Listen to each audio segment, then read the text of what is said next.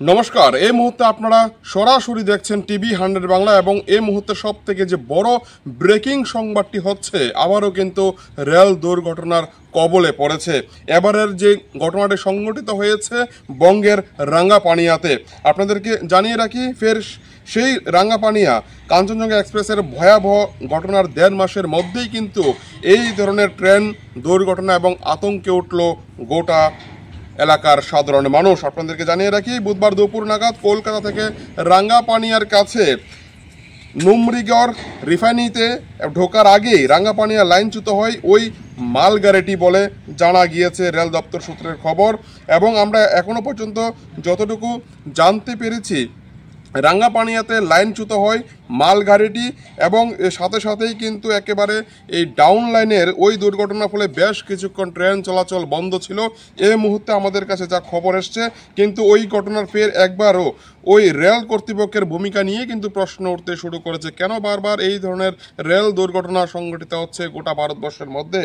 এখন আমরা যতটুকু আবার আরটি যে খবর রেল দপ্তর সূত্রে জানতে পারছি, প্রতি মুহূর্তে যে আপডেট আসছে আমাদের সূত্রের খবর, চটহাট স্টেশন পার করার পর রাঙ্গাপানিয়া থেকে একটি ডাউন লাইন নুমরিগড় রিফাইনারিতে যায়। ট্রেনটি রাঙ্গাপানি থেকে বাঁক নিয়ে রিফাইনারির দিকে যাওয়ার সময় মাঝে দুটি কামরা সেখানে লাইনচ্যুত হয়েছে কামরাগুলি।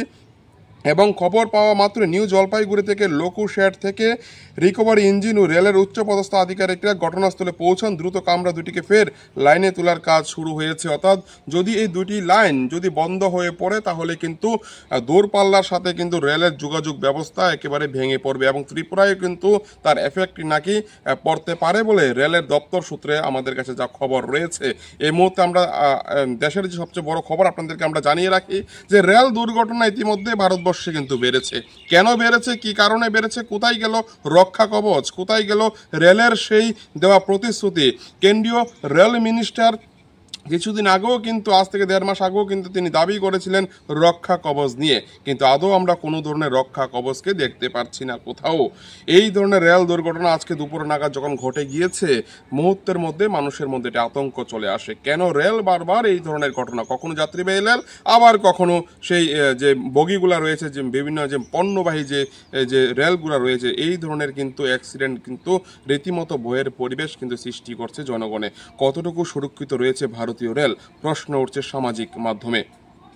এই মুহূর্তে আপনারা যেটি দেখতে পাচ্ছেন সেটি একেবারে স্পষ্টত সেই খবর আপনারা দেখতে পাচ্ছেন। পরিষ্কার ভাষায় আমরা বলে দিই, রেল দুর্ঘটনা কিন্তু বেড়ে চলেছে গোটা ভারতে। বিপ্লবদের রিপোর্ট, টিভি 100 বাংলা।